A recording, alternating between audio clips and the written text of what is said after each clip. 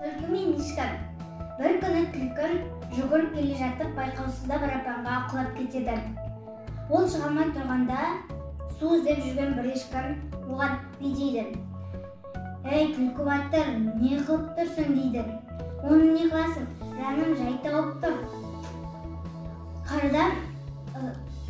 Қарда сусап әрі ыстықтап жүредім. Мына апанның іші салқындау әрі түбінде су тұп-тұнық екен» дейді. Ешкі мен де салқындап әрі су ішейін деп апанға секіріп кетеді.